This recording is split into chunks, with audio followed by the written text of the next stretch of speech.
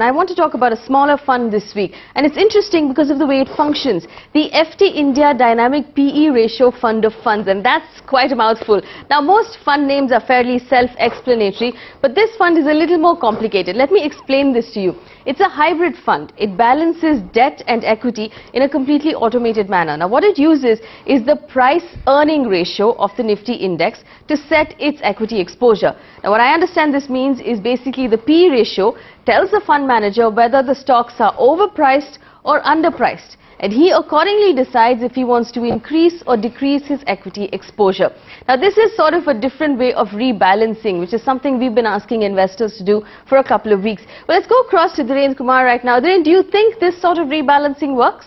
Yeah, I think over a period of time it works. An automated strategy, a disciplined strategy which drives a fund to buy when the market gets cheap, or it drives a fund to get out of equity when market gets expensive. I think it works over a period of time. The advantage of this kind of fund is basically downside protection.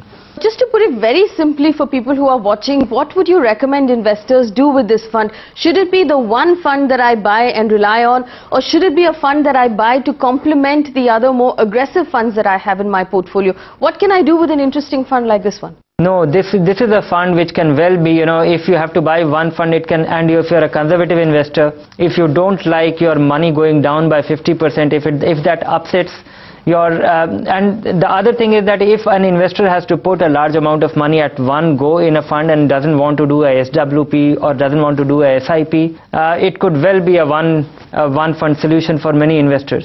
All right, a recommendation there coming in from Dhirendra Kumar for people who want to put in a one-time investment. You're not looking for very high returns, but you want your money to be relatively safe in equity.